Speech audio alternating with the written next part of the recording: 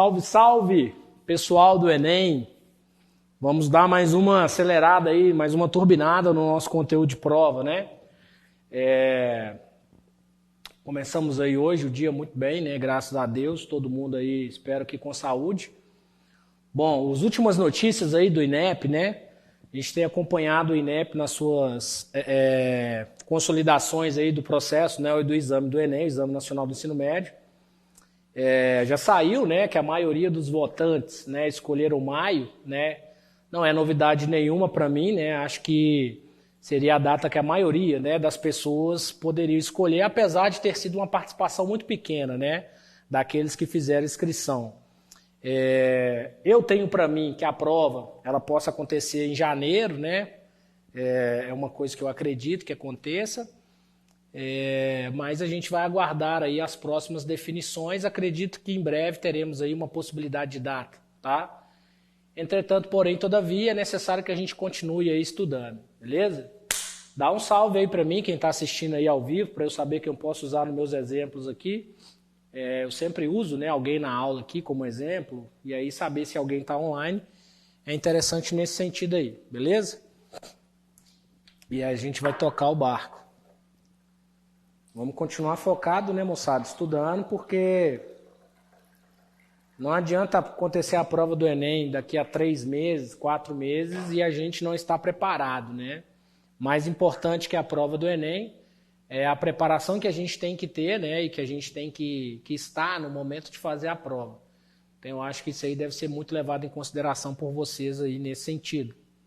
Bom, até agora não teve nenhum salve, né? Mas quem tiver aí, dá um salve aí para eu ver quem está automaticamente aí nos assistindo, beleza? Ó, Giovana, Amanda, o Caio, salve para vocês aí, a Bianca, a Ingrid, muito bom ter vocês aí, beleza? Já vou dar aqui uma notícia em primeira mão, né? Vocês tinham solicitado uma live minha e do mosquito da dengue, o famoso Rodrigo Anarelli, e aí a gente está só definindo aqui o dia, né? A Diana, nós só estamos definindo o dia para essa live, beleza? Mas acredito que daqui até amanhã eu comunico com vocês aí qual dia será, beleza? Vocês pediram uma live para a gente falar de alguns assuntos aí, a gente vai fazer. Talvez não dê para falar sobre tudo numa mesma live, né? Mas a gente vai ter aí em breve, aí, tranquilo? E aí a gente comunica para vocês aí. Bom, uma outra coisa, salve aí para vocês aí, né, que chegaram, a Ana, a Letícia, o Livalter. Uma outra notícia que eu queria dar para vocês também, eu comecei hoje, né, a disponibilizar aí na área no nosso grupo, né, a gente tem um acesso mais direto aí, alguns mapas mentais, né. Esses mapas mentais, gente, eu gostaria muito que vocês fossem sinceros e avaliassem, né, para ver se vocês conseguiram entender a estrutura, né, do mapa mental, se vocês acharam que foi interessante, porque esses mapas mentais eu estou fazendo agora a princípio como um teste, né, eles estão sendo aí aprimorados, e se estiver dialogando bem com a galera, né, se a galera estiver achando que dá para estudar através deles, provavelmente eles vão entrar na minha apostila do ano que vem. Mas isso não quer dizer que eu não possa ir disponibilizando para vocês agora, mas eles já vão entrar na minha apostila e meu material ano que vem, a cada fim de capítulo, né? Vai ter um mapa mental aí, beleza? E a gente também vai movimentar isso talvez em rede social, mas ainda eu estou movimentando só com vocês. Eu coloquei o meu Instagram embaixo, porque se alguém compartilhar, né, os direitos vão junto aí, tá ok? Bom, no mais é isso, depois me responde lá, né, se tá legal os mapas mentais. Pretendo colocar eles também na área do aluno, né, para você que está assistindo o nosso curso online também ter acesso. Então, dentro em breve aí vocês terão aí essas novidades aí, beleza? Quem está só no online aí. Quem tem um contato mais direto comigo, é só ir acompanhando que eu vou postando.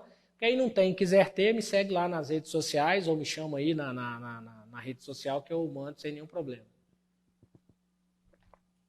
Bom, hoje nós vamos... Bom, na última aula, estávamos nós aqui, né, falando sobre os processos de colonização, né?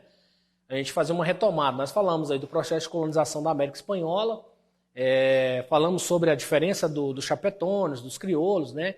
Que são as principais diferenças ou aquelas diferenças que vocês precisarão utilizar, né? Precisarão saber para fazer a interpretação de questão aí.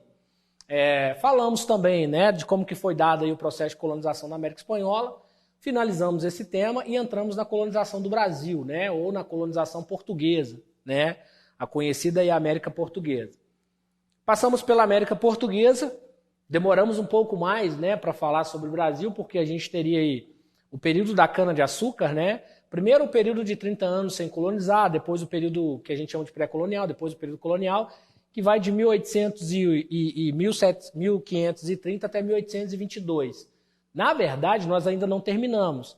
Mas para a gente dar continuidade ao período colonial brasileiro, a gente vai ter que parar um pouquinho aí, quando vem esse processo da mineração, dar um pause aí, para a gente retomar a história global, né? Porque a história mundial está acontecendo e as coisas estão flutuando e estão acontecendo aí. Aí depois a gente retoma de novo o Brasil colônia, porque a colônia brasileira, né, para a história, ela demorou muitos anos. Então por isso que a gente tem que fazer esse vai e vem aí. Não só a do Brasil, mas da Espanha também. Só que no caso da colônia espanhola, para nós que vamos fazer prova aqui no Brasil, as principais condicionantes, né, nós falamos muito quando a gente falar do processo de independência. Mas para chegarmos também no processo de independência, é necessário a gente voltar para a Europa um pouquinho. Pessoal, se tem um conselho que eu poderia dar a vocês aí, né, para tentar ajudar nesse sentido aí, a vocês a estudarem, né, a confiarem na ferramenta aí, todas as questões de prova do Enem, gente, todas as questões de prova do Enem, não vou colocar todas não, porque as da história antiga não cobram isso. Mas se a gente pegar a idade moderna, de 90% a 80% das questões do Enem, elas vão dialogar com o que eu vou trazer hoje aqui para vocês, tá? Elas vão dialogar de maneira social, elas vão dialogar de maneira econômica e elas vão dialogar de maneira cultural, beleza? Quando eu falo dialogar, não quer dizer que eu vou falar de tudo hoje, né? A gente está construindo aí o processo histórico. Mas quando eu falo dialogar, é que para a história ela continuar acontecendo, esse período que a gente vai tratar hoje, ele é fundamental, né? Porque ele é meio, né? Ele vai tipo que coroar, né, a movimentação durante a Europa dos sistemas que nós vimos lá, da Reforma Protestante, do Renascimento, da formação dos Estados Nacionais, né? Aí a gente tem um período de Estados Nacionais absolutos, né, que vai durar aí um bom tempo. E dentro da formação e dentro da continuidade dos Estados Nacionais absolutos, nós vamos ter o que nós chamamos das insatisfações, né, das congruências, daquilo que não casava, né, daquilo que não trazia satisfação para boa parte da sociedade dentro da Idade Moderna, né? A gente costuma dizer que para falar de crise do feudalismo, a gente teve que falar das contradições do sistema feudal. Para a gente falar aqui do processo de crise, né, do absolutismo, ou a queda do sistema absolutista, nós precisamos falar daquilo que é conhecido principalmente como as mazelas, né, do próprio absolutismo ou das suas próprias, vamos dizer assim, das insatisfações que foram geradas dentro da própria sociedade, né? Se eu tenho lá no sistema feudal, né, aquilo que gerou, né, aquilo que foi o motivador da crise do sistema feudal, que são aquilo ou as coisas que não deveriam existir, no sistema que a gente vai tratar, né, que é esse sistema absolutista, também vai ter, né? E nesse sentido, pessoal, é muito importante a gente saber, né, de algumas considerações, porque fica mais fácil para a gente interpretar. Às vezes a gente está diante de uma questão de história. Eu estava fazendo ontem um material, e aí eu estou lá pegando as questões, né, e toda questão que eu pego eu vou fazendo ela, né, ao mesmo tempo. E aí eu pego uma questão e faço ela para me ver qual que é o grau de dificuldade, se ela tem um caráter difícil, médio, fácil, enfim. E aí estou lá trabalhando em cima do material e peguei algumas questões e estou lá fazendo. Velho, sabe quando assim você saca umas coisas que o estudante erra porque ele errou a leitura da questão? Porque talvez ele não dê atenção para a leitura do texto? Então, é tipo isso que a gente vai fazer aqui agora, né? Aquilo que é mazela do sistema, aquilo que foi mazela do regime absolutista, a gente tem que saber ler para a gente poder levar para dentro das ideias que vão tirar o sistema absolutista do poder, né? A queda dos reis absolutos, né? Então a gente sempre vai falar, né, que a história ela é cíclica e que nesse sentido aquilo que aconteceu, que não colaborou com a história, vai colaborar para uma nova história, né? Então nesse sentido a gente começa falando hoje de como surgiu, né, o pensamento iluminista, né? Quais foram os os precursores aí desse pensamento. A gente vai ter aí dentro da própria visão dos iluministas, aquilo que a gente chama de primeiros iluministas, depois segundos iluministas, enfim. Tem sempre alguém que começa, tá? Então a gente vai tratar das contradições, né, inerentes à própria lógica do regime absoluto, e aí a gente vai chegar no iluminismo aí. Beleza? Bom, primeira coisa que a gente tem que sempre ter em mente, pessoal, então a nossa aula de hoje, né, ela traz como título as ideias iluministas, né? Então vou colocar aqui o iluminismo, beleza? Antes de mais nada, antes de anotar qualquer coisa ali, eu queria que vocês viessem aqui para esse quadro branco. E nós vamos pegar aqui uma coisa que eu vou construir. E nós vamos usar essa coisa aqui para você entender isso aqui de uma vez por todas. Eu chamo isso aqui de teoria da caixa, tá? Teoria da caixa. Eu inventei isso aqui, beleza? Dando aula aí, a gente vai inventando umas formas para vocês aprenderem o conteúdo de forma mais rápida. Eu vou pôr um nome nessa caixa aqui, beleza? Não precisa de vocês fazerem isso em casa, é só vocês prestarem atenção, porque isso aqui é mais para vocês entenderem do que para outra coisa. Então eu tenho aqui a teoria da caixa, ó. Imagina. O que seria essa teoria da caixa? Essa caixa, ela representa uma parte da história. Então eu vou chamar essa caixa aqui, ó, essa caixa, caixa 1, ó, colocar um númerozinho nela aqui, ó. A caixa 1, eu vou chamar ela de feudalismo, beleza? Então eu tenho a caixa 1, que é o período feudal aí. Vou colocar feudalismo, bonito, para você que quiser escrever, beleza? Então eu tenho aqui a caixa 1. A caixa 1 é igual ao quê? Feudalismo. Beleza? Então essa é a caixa 1. Vamos pensar, gente, quem estava dentro da caixa 1? Quem estava dentro da sociedade feudal, né? Se vocês pudessem me ajudar, eu ia pedir para vocês ir colocando aí quem que vocês acham. Você que está aí do outro lado, quem que você acha que está aqui dentro da Idade Média, dentro da sociedade feudal aqui? Tá? Só que antes de falar isso, enquanto vocês vão me mandando aí, deixa eu explicar para vocês algumas coisas. Tenta colocar aí quem que você acha que está aqui dentro da caixa, beleza? Eu quero que vocês entendam uma coisa, ó. Quando você está dentro da caixa, imagina que eu fiz aqui, eu repliquei a caixa aqui, ó. Você está lá dentro. Você não consegue ver a caixa, beleza? Você não consegue ver na caixa. Por quê? Porque você está lá dentro. Então, se você está lá dentro, é porque alguém que está fora da caixa quis que você estivesse lá dentro. Isso é filosófico antes, mais ou menos. Eu só quero que você entenda que a caixa foi criada e quem criou a caixa sabia perfeitamente o que estava fazendo. E as pessoas que estavam dentro da caixa, elas meio que foram pegas de surpresa e permaneceram na caixa. Elas não tiveram outra opção. Quer dizer, elas até tiveram uma opção, mas talvez elas não queriam arriscar, né? Às vezes é mais cômodo ficar na caixa. E eu falo isso para vocês também, né? Às vezes é mais fácil fazer o que está todo mundo fazendo, né? É mais cômodo, né? Ficar na caixa é mais cômodo, né? Mas olha que doideira a teoria da caixa. Se eu tenho algo aqui dentro da caixa, que ainda tem gente me respondendo ali, vou deixar pelo menos alguém me responder para mim não ficar no vácuo. Eu tenho gente lá dentro, eu tenho alguma coisa na caixa. E aí eu tenho gente que está olhando para essa caixa. E aí nós estamos falando da caixa da Idade Média, que é a caixa feudal. Anderson, mas por que você está fazendo essa enrolação toda da caixa da Idade Média? Porque nós estamos falando de iluminismo. E uma das características do iluminismo aqui é justamente a ideia que foi trazida aí de luz, né? Se colocou uma ideia de luz aqui justamente porque quando você olha aqui para trás, você tem a Idade Média que os iluministas, né, ou esse período aqui, erroneamente chamou de trevas, né? Mas chamaram de trevas. Então, para opor-se a trevas, você precisa de quê? De luz. Detalhe, quem dá a luz? Isso aqui é mais doido, ó. Quem? Quem vai trazer a luz, né? Isso aqui é sempre importante. Quem vai trazer a luz? A Samantha colocou, claro que são os camponeses. Boa, Samantha, os camponeses. O clero, os nobres e os servos. Os senhores feudais. Olha, o clero, ela colocou clero.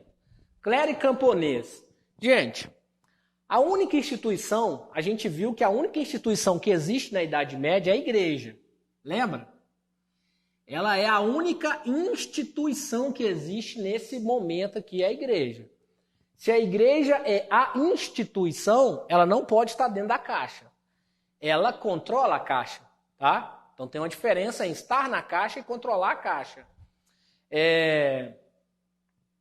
Tem gente que colocou aqui os senhores feudais. Vamos lembrar que numa esfera de sociedade, essa sociedade aqui ela é dividida só em duas partes, né? Nós temos os nobres e nós temos os camponeses. Não tem outra divisão nessa caixa ali. A princípio não, porque no feudalismo a caixa era dividida em dois. Os nobres, aqui eles se subdividem. Uma parte é o clero e a outra parte são os senhores feudais, juntos com o rei, né? Porque não tinha trono nessa época, beleza? Os camponeses, com certeza, estão na caixa. Então, vocês já acertaram. Os camponeses. E por que eu estou chamando isso aqui de caixa, gente?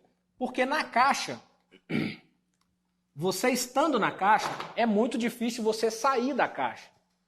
Mas quando você sai da caixa, você consegue ver coisas que você não via de dentro da caixa. Então, vamos lá. Lembra que vai ter as contradições do sistema feudal? Aí no meio desses camponeses aqui, ó, começa a surgir camponeses diferentes. Lembram? Não são todos, são alguns.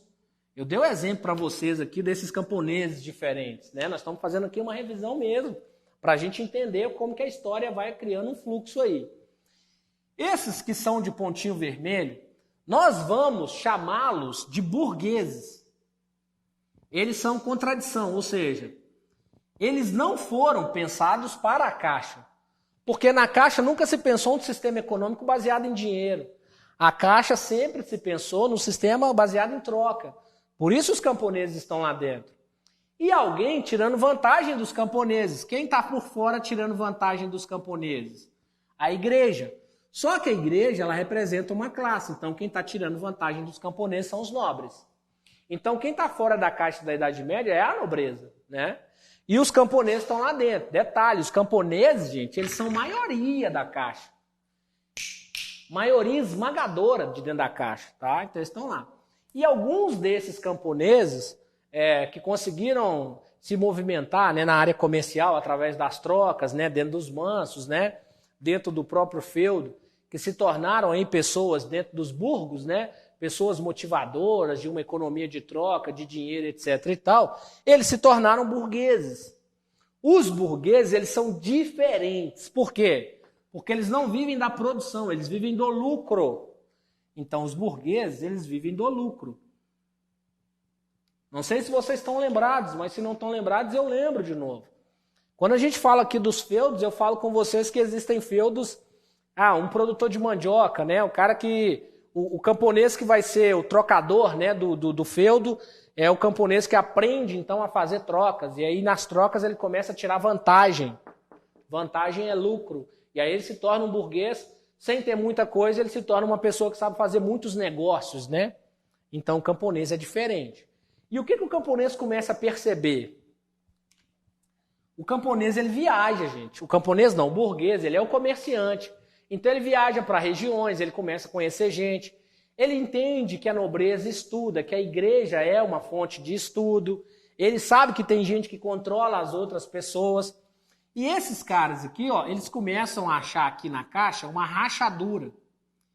E aí você vai ter um movimento aqui, ó, dos burgueses de sair da caixa, tá? Eles vão sair da caixa aqui, ó. Eles vão ganhar o mundo. Qual que é o problema de sair da caixa? Você não sabe o que tem lá fora.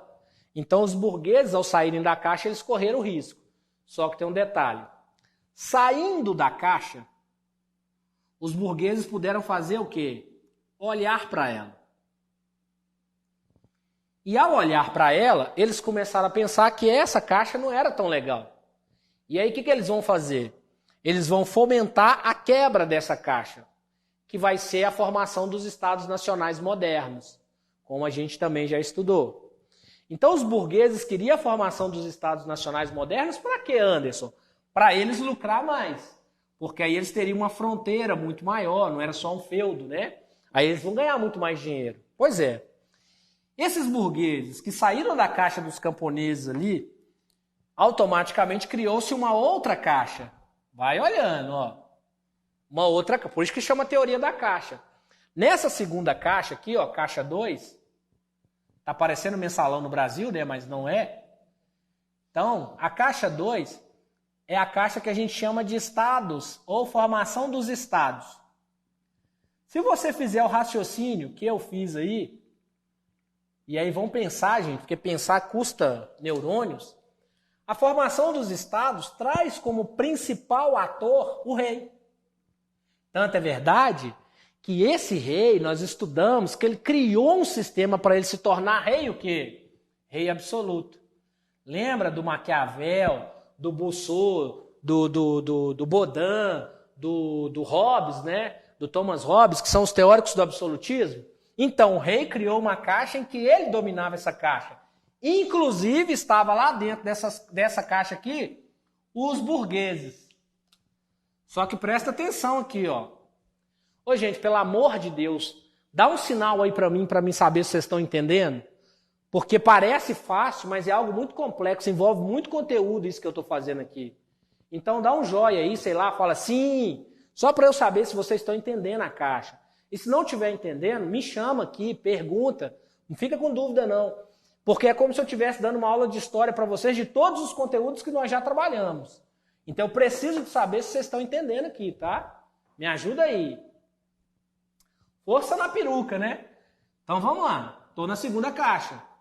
A caixa do Estado Nacional, ó. Formação dos Estados Nacionais. E eles vão se tornar Estados Nacionais absolutos, onde o principal figura é o rei. Então, na caixa dos Estados Nacionais absolutos, quem está fora dela é o rei. É o rei que determina como as coisas vão funcionar. Então, vai ficar lá dentro a burguesia e os camponeses. Só presta atenção na loucura. Os camponeses, que vão se tornar, né, os trabalhadores, né, da Idade Moderna, eles automaticamente... Muito obrigado, gente. Amo vocês, tá? É isso aí. Eu quero saber se estão entendendo. Então, esses camponeses que estão dentro da caixa, agora eles estão dentro de duas caixas. Eles já estavam nessa e agora estão dentro dessa. A burguesia já saiu da primeira, ela já está na segunda. E outra coisa, ela só não saiu da segunda porque ela sabe que ainda não é o momento. O que faz a burguesia, gente, querer sair dessa caixa aqui? Para ela sair dessa caixa, ela tem que enfrentar quem? O rei. Só que o rei aqui não é qualquer rei, ele é um rei o quê? Absoluto. E um rei absoluto aqui, para você enfrentar ele, você tem que ter mais força que ele. Charadinha para vocês aí, ó. Como que a burguesia, então, vai fazer para se desvencilhar dessa caixa que ela está dentro? Na verdade, a burguesia ela entendeu algumas coisas. Que coisas são essas? Ela entendeu que quando você está fora da caixa, você consegue ver tudo que a caixa é. Inclusive, tudo que faz para a caixa parecer tá tudo certo. Então, você engana a galera aqui dentro da caixa.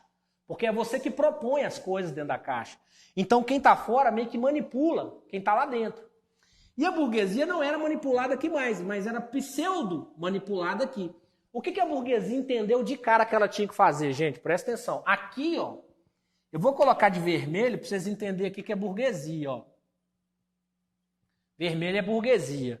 Eu vou até mudar todas as cores aqui para vocês entenderem sempre que vermelho é burguesia, tá? Até essa caixa aqui eu vou mudar, só para a gente criar aqui um codinome aqui, ó. Senão vai ficar muito confuso para vocês depois que estiverem acessando aí. Então o preto vai ser o Estado Nacional. Então a caixa 2 aqui é a caixa preta, ó.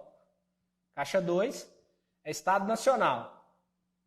Ou os Estados Absolutos, né? Já criando aqui um resumo. Quem determina aqui é o rei, beleza? No feudalismo aqui, ó, que é o que está de azul, vamos fazer tudo bonito. Caixa 1, feudalismo.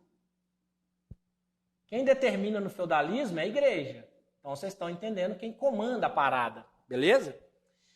E aqui, ó, de vermelho, a burguesia pipocou. A burguesia saiu daqui e agora ela está aqui, ó. Então a burguesia é tudo que é de vermelho, tá? E ela tá assim por quê? Porque a burguesia aprendeu a sair, ela aprendeu a lucrar, ela aprendeu a fazer uma coisa que estava fora da caixa, tá? E essa burguesia aqui, ela aprende uma coisa muito doida, ó. O que a burguesia aprende? Que para ela não entrar para a caixa e para ela não ficar presa na caixa, ela precisa o quê? Estudar. Então, assim que os burgueses conseguem sair da caixa dos camponeses, eles colocam seus filhos para quê? Para estudar. E aí a galera vai tendo acesso a conhecimento. E quando a galera vai tendo acesso ao conhecimento, eles vão criar sua própria o quê? Teoria. E nesse mesmo momento, dentro do estado absoluto, vou colocar de vermelho aqui, ó. O que a burguesia está fazendo dentro do estado absoluto, gente? Dinheiro, ganhando dinheiro. Ela está ganhando riqueza, poder econômico. Ela vai criar uma teoria, mas dentro do estado aqui ela está criando o quê? Poder. Depois que a burguesia entender que já existe uma grande quantidade de contradições dentro dessa caixa aqui, ela vai dar o checkmate.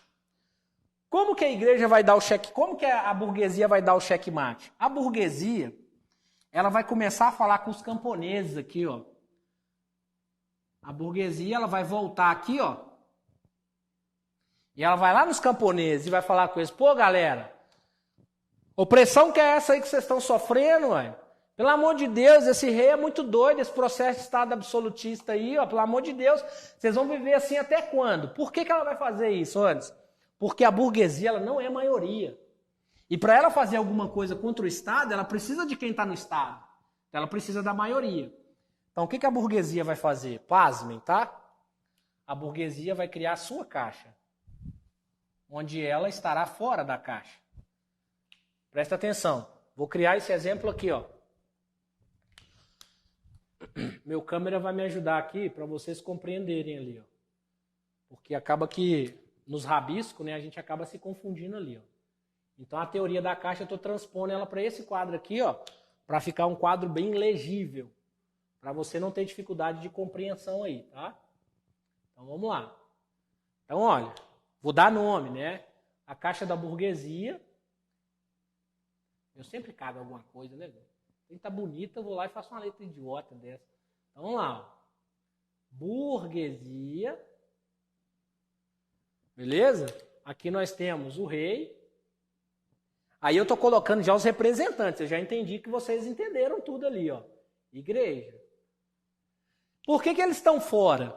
Porque eles são os atores que agora estão fora da caixa. Quem está dentro da caixa? Aqui nós temos os camponeses.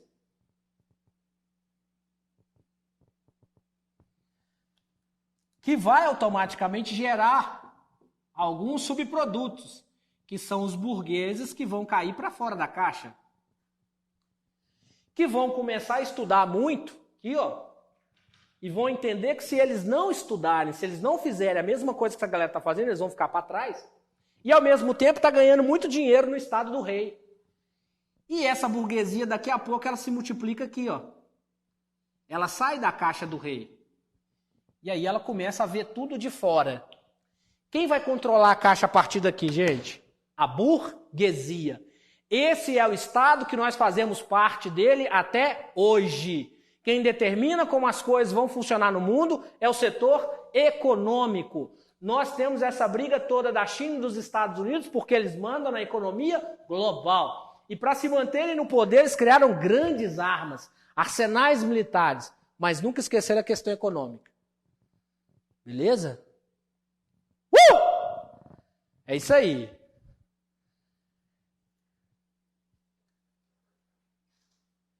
É isso aí, Giovana. Esse é o entendimento, ó. Quem controla a primeira caixa é a igreja. Quem controla a segunda caixa é o rei. E quem vai controlar a terceira caixa é a burguesia. Professor, então você está querendo me dizer que a burguesia vai controlar o rei? Isso aí. É isso aí. Deixa eu te falar uma coisa. Nós temos em quase todo o planeta regimes de política em algum lugar. Tem lugar que é monarquia, tem lugar que é república, tem lugar que é ditadura, tem lugar para todo mundo aí nesse planeta, do que você pensar. Só que quem determina o funcionamento não são eles. Entenderam? Ave César. Entenderam? Pelo amor de Deus. Pelo amor de Deus, dá um sim aqui para mim, ó. Dá um sim aqui. Porque isso aí vai abrir a mente de vocês para entender a teoria como um todo. Isso aqui, gente, é mais ou menos 13 anos de história, 13 séculos de história que a gente fez ali. Desde quando o homem começou a dominar um ao outro até chegar nesse formato ali. Professor, tem alguém que vai superar a burguesia, professor? Não sei. Surgiu uma teoria, né, contraditória à burguesia, que é a teoria dos camponeses. Só que deixa eu te contar uma coisa. O camponês não sabe o que é socialismo. Não sabe mesmo. Gente, se o camponês é analfabeto, como é que ele sabe o que é socialismo? Vocês entenderam o que eu estou dizendo? Se eu não estudar, se eu não sair da caixa, eu não consigo entender o que estão me propondo. Então eu não posso nem seguir. Ó, velho, que fenômeno. Eu estou me sentindo aqui agora no êxtase, tá, velho? Eu estou assim, nu. Podemos afirmar que a igreja perde uma parte da influência que tinha sobre os camponeses? Podemos sim. Podemos afirmar que ela perde uma parte. Mas não podemos deixar de entender que se existe um desenho chamado X-Men, a igreja já fez parte disso. Como assim, professor? Eu estou falando dessa caixa e existe igreja até hoje? Existe. Então a igreja é o ser mais mutante. Ela está aqui, ela está aqui, ela está aqui, e ela estará aqui, e ela estará lá, e ela vai estar em qualquer lugar que você possa imaginar. E a igreja é extremamente mutante. Ai, meu Deus. Bom, acho que eu resolvi as dúvidas da Giovana, né, Giovana? Então, que bom que vocês estão entendendo. Isso aqui, gente, ó, sério. Vocês vão ter aula de filosofia, né, de sociologia, e aí vocês vão ver alguns dos nomes que eu vou citar aqui hoje, se der tempo, né? Porque hoje eu estou empolgado aqui, deu um êxtase aqui. Quando vocês estiverem tendo contato com as teorias na filosofia e na sociologia, vocês podem usar e devem usar isso aqui, tá? Teoria das caixas. Se você consegue entender isso aqui, ó, estou falando de Idade Média. Estou falando de Idade Moderna. Estou falando de Idade Contemporânea. Mas lembre-se que nunca a gente perdeu tudo. Algumas coisas permanecem como estavam há muitos e muitos anos atrás. Beleza? O que mudou foi que agora você pode ser rico se você trabalhar muito. Só que não. Mas enfim, não vou ficar tirando o sonho de ninguém, né? Ô, Anderson, você trabalha muito? Quantas horas por dia você trabalha, Anderson? Pô, uma média. 8 horas por dia. Você ficou rico já, Anderson? E você acha que se você trabalhar mais uns 20 anos assim, você fica rico? Eu estou conversando aqui com o camarada que está comigo aqui, meu xará, o Anderson, moçada. Eu quero que vocês entendam o seguinte, você tem que fazer uma coisa diferente, velho. Você tem que conseguir ser diferente, você tem que fazer algo sobre-humano para conseguir acessar essa riqueza de maneira moral, legal, honrada, com caráter. No mais, a burguesia vai reservar, o sistema da burguesia vai te reservar um melhor emprego, né, para você ganhar um melhor salário. Mas eu vou ficar rico. Não, não é assim, não. Não é assim porque o sistema não foi feito para ser assim. Porque é uma escada, né, que ela não pode ser desestabilizada. A escada para ser rico, ela depende dos degraus, né, degraus, né, da pobreza. Se não tiver os degrauzinhos lá da pobreza, não adianta, não tem riqueza. Foda, né, velho? Foda. Mas é assim. Muito obrigado aí por vocês estarem me compreendendo, tá? Eu acho que agora eu posso, né? Se vocês têm mais alguma pergunta, alguma afirmação, alguma indagação, coloca na tela aí. Põe na tela para eu poder falar sobre o exemplo que está lá no quadro, tá? Vou pedir para o Anderson voltar aqui um pouquinho. Para quem está chegando agora, né? De repente a internet caiu aí, ó. E quem perdeu essa aula vai ver ela de novo. E quem viu essa aula hoje vai ver de novo. Porque tá ficando show de bola aqui, ó. Caixa dos camponeses, quem controla é a igreja. Caixa dos estados absolutos, né? Porque teve o Estado Nacional moderno, mas ele se tornou absoluto. Quem controla é o rei. Nas duas caixas que nós estamos falando, surgiu a burguesia, ó. Que é o vermelhinho, né? Vou até colocar... Ah, não, já está aqui, ó, na cor. tá? Joga as cores aí que você vai entender. Quando a burguesia surge fora da caixa dos camponeses, ela não quer mais voltar para a caixa dos camponeses. E quando ela começa a ver como que o rei chega ao poder, ela quer o poder que o rei tem. Detalhe, sem tirar o rei, tá? Não precisa tirar o rei do poder. Ele só não pode mandar do jeito que ele manda. Ele pode continuar sendo rei. Gente, tem rei na Inglaterra até hoje. Né? Então qual é o problema de ter rei? Nenhum. Ele só não pode mandar mais. Ou se ele mandar, ele manda sobre aquilo que a gente quer que ele mande. Perfeito. Pode deixar aí, Anderson.